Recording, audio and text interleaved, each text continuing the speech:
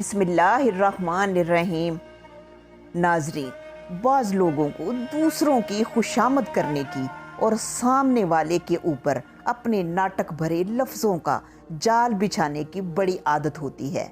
हालांकि अंदर से वो बहुत मुख्तलिफ होते हैं, लेकिन बाज़ दफ़ा ऐसे लोगों का पाला उनसे पड़ जाता है जो उनके भी उस्ताद होते हैं। इसी तरह एक इलाके में दो मियाँ बीवी रिहाइश पजीर थे जो ज़ात के मिरासी थे। जो मर्द था कपड़े की दुकान पर काम करता था। अगर किसी दिन वो लेट हो जाता तो उसकी बीवी उससे बहुत नाराज़ होती और कहती, मैं कब से भूखी बैठी हूँ, आपको पता भी है कि मैं आपके बगैर खाना नहीं खाती, लेकिन आप फिर भी लेट हो जाते हैं। उस शख्स ने बीवी से कहा, बीवी से अक्सर कहना कि अगर मैं लेट हो जाऊं तो तुम भूखी ना रहा करो, खाना खा लिया करो। इस पर वो औरत बड़े गुस्से में कह देती कि आपने सोच कैसे लिया कि मैं आपके बगैर खा लूंगी। आप जब तक मेरे सामने ना बैठे हों, नवाला मेरे हलक से नीचे जाता ही नहीं। एक दिन फिर वो काफ़ी लेट हो गया तो उसकी बीवी उस पर बहुत गुस्सा हुई और कहने लगी, आज तो मुझसे उठा नहीं जा रहा, भूख से चक्कर आ रहे हैं। वो शख्स कहने लगा, तुम ऐसा क्यों करती हो?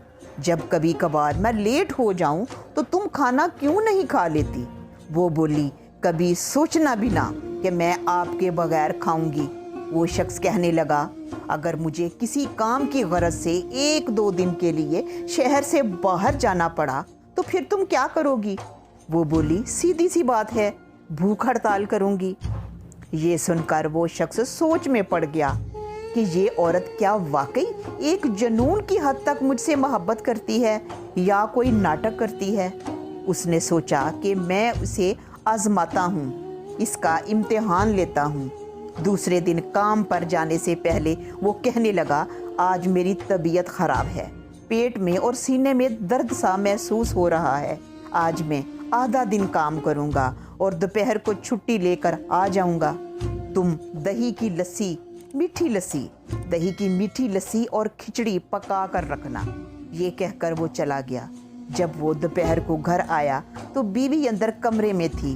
उसने फ्रिज से शदीद ठंडे पानी की बोतल निकाली और वॉशरूम में ले गया। उसने वो ठंडा पानी अपने पाँव और हाथों पर डाला और फिर साफ किया और बाहर आकर हाथ अपने सीने पर रखा और सख्त तकलीफ का नाटक करने लगा। उसकी बीवी भागकर पास आई तो वो चारपाई पर गिर गया। उसकी बीवी बोलती रही, हाय क्या हो गया आपको? लेकिन वो बिल्कुल बेजान और साकत हो गया। उसकी बीवी ने नाक के आगे हाथ रखा कि देखूं सांसें चल रही हैं या नहीं, तो उस शख्स ने सांस रोक ली। फिर उसने नब्ज़ देखने के लिए हाथ पकड़ा तो वो शदीद ठंडा था। उसे नब्ज़ का भूल ही गया। वो हाथ छोड़कर बोली, ये तो गुजर गया।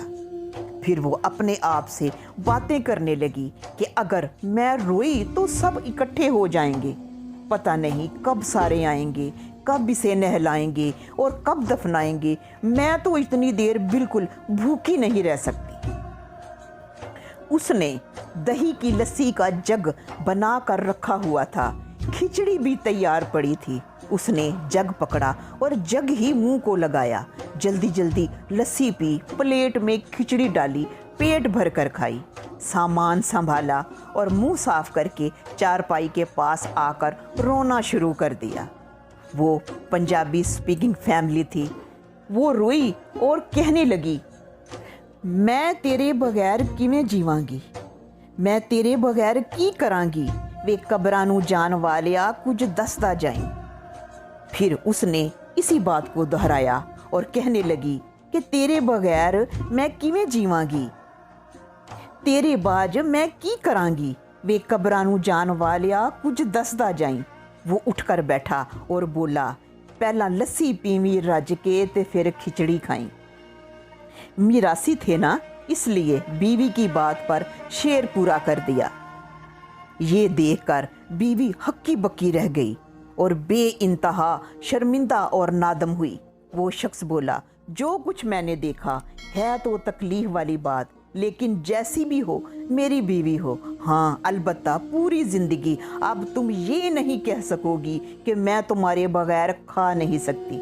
अल्लाह ताला हम सबको हदायत अता फरमाए और रब्बे कायनात आपको अर्श और फर्श दोनों जहान की खुशियाँ नसीब करे। मेरे चैनल को सब्सक्राइब करें और बेल आइकॉन को भी प्रेस कर दें। फिर मुलाकात होगी। खुदा हाफिज़।